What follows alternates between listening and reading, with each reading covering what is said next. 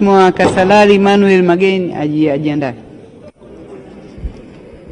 Asante Mheshimiwa Mwenyekiti, nashukuru kwa kunipa nafasi na mimi niweze kuchangia katika wizara yetu hii pendwa ya mambo ya ndani, ambayo ndio muhimili kwa kweli wa mambo yetu yote, kwa sababu bila amani, bila usalama hakuna jambo lolote ambalo linaweza likafanyika.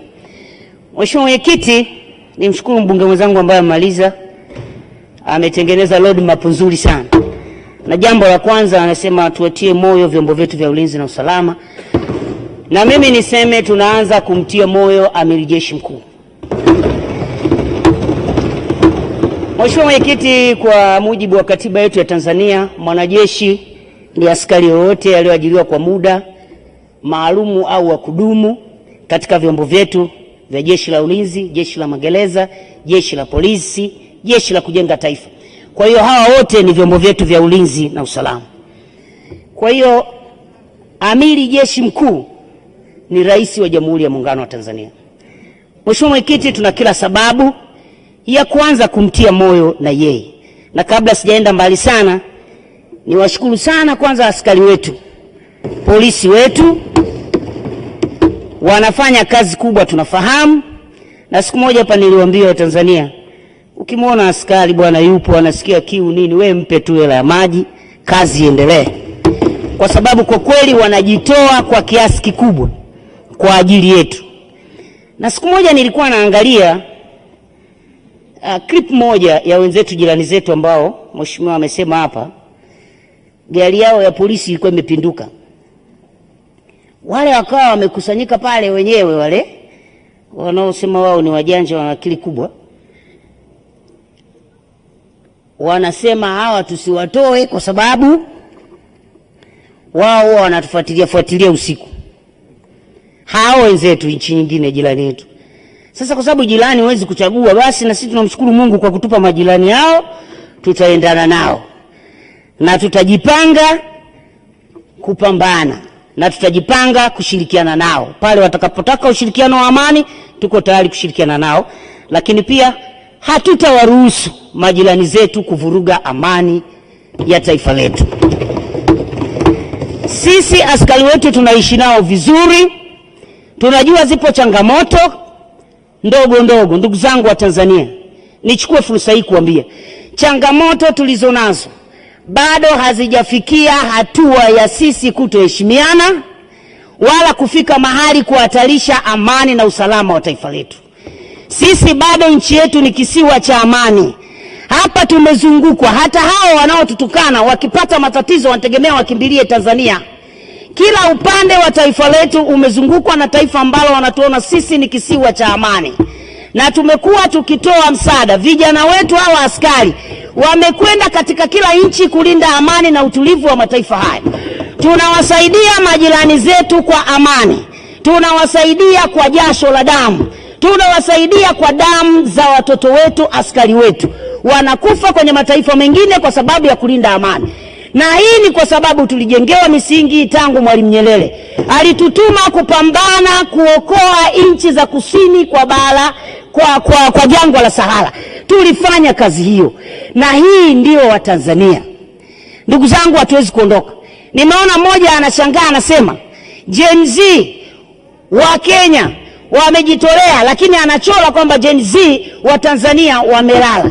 Tunataka tuambie vijana wetu wamejengwa katika misingi ya baba zao. Like father, like son.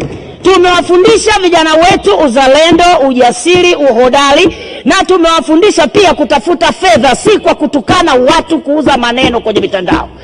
Vijana wetu hawataungana na mambo ya kipumbavu, kwa sababu lazima tukubaliane kwamba amani, Biblia inasema katika Isaya 32 mstari wa 17, amani ni zao la haki. Haki tuliyoijenga kwenye taifa hili ndio inayozalisha amani. Na amani hiyo inaleta matunda ya utulivu na matumaini. Watoto wetu wana utulivu, wana matumaini kwa sababu wamejengwa katika misingi ya amani na haki. Wasitake kutuaminisha kwamba sisi kwetu hakuna haki. Sisi kwetu haki ipo. Hizi changamoto nyingine ni ndogo ndogo ambazo zipo katika taifa na hata kwenye familia zipo. Baba na mama mnaweza mkagongana, ni changamoto zipo. Rais wa Jamhuri ya Muungano wa Tanzania amesema kama kuna changamoto sema ili tusaidiane, na amekuwa ni rais msikivu. Tuliposema amechukua hatua, amefanyia kazi.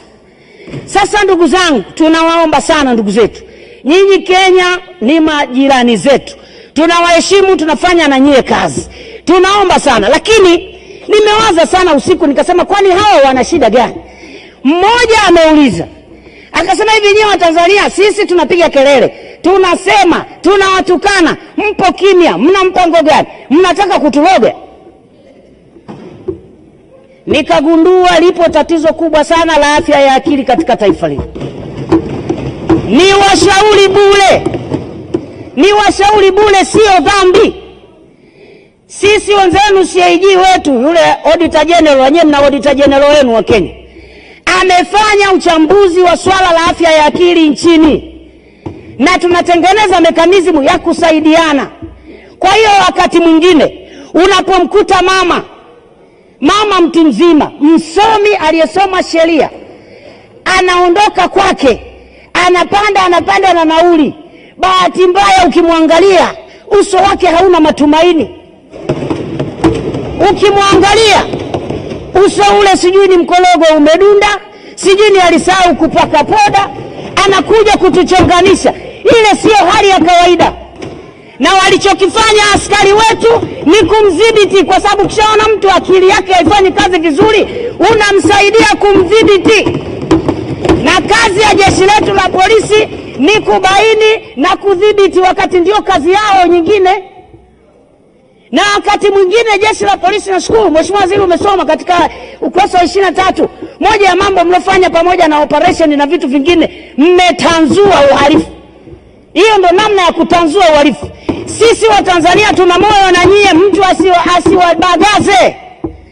Tungeshangaa sana watu wanakuja hapa wanaanzisha mambo yao ya maandamano, wametoka nchi nyingine, wanavuruga vijana wetu, wanakuja kuzuia utulivu wa utendaji wa mahakama, chombo kinachotoa haki katika taifa letu, halafu nyie mpo.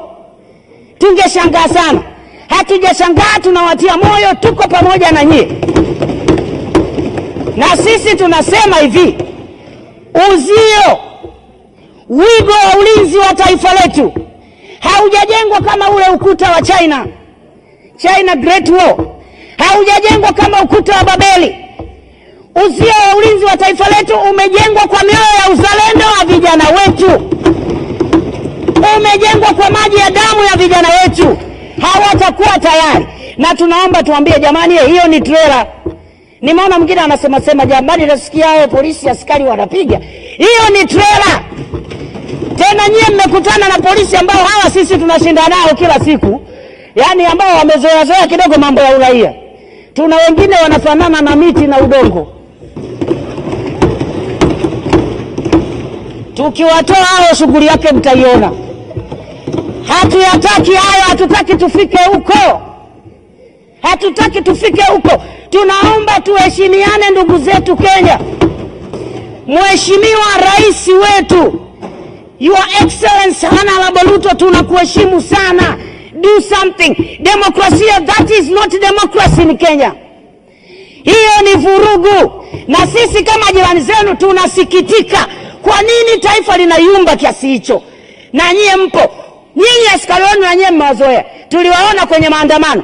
Mwandamanaji analeta vurugu, anakunywa maji, anampatia na askari naye anakunywa. This is Tanzania, hicho kitu hakipo. Na hili jeshi la polisi hatujaliunda sisi, liliundwa tangu mwaka 1919 na mkoloni.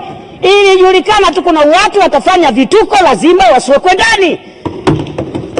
Siku moja nilikuwa nafanya ziara Iringa, waliniuliza, Mheshimiwa mbunge, yani kile kituo cha Ipogoro tukikamatwa hali yake ni mbaya, tunapigwa sijui tunafanya nini. Nikamwambia polisi sio lazima uende, na bahati mbaya sana wale polisi sisi tumewapa virungu, tumewapa bunduki, tumewapa maji washawasha. Sasa ukienda pale unategemea utapata nini?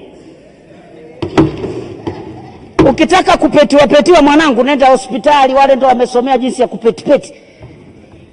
Kwa hiyo ndugu zangu, tunaomba tuambie, sisi Tanzania tunasikitika sana, lakini nikutie moyo rais wangu Mama Samia. Huo ndio upande wa pili wa shilingi wa kuwa amiri jeshi mkuu na kuwa rais.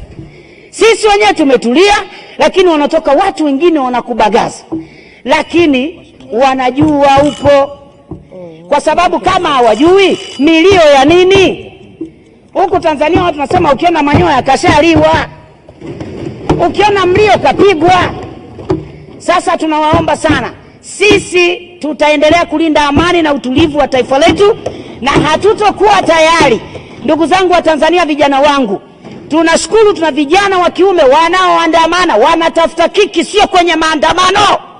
Wanatafuta kiki kufanya kazi, wanatafuta kiki kwenye kilimo, wanatafuta kiki wako na bodaboda na bajaji, wanatafuta maisha, wanatafuta kiki wako na malori usiku na mchana, wanatafuta kiki wako kazini. Hawawezi kutafuta kiki kwa vijana wenu wanaokaa kwenye mitandao wanatukana watu.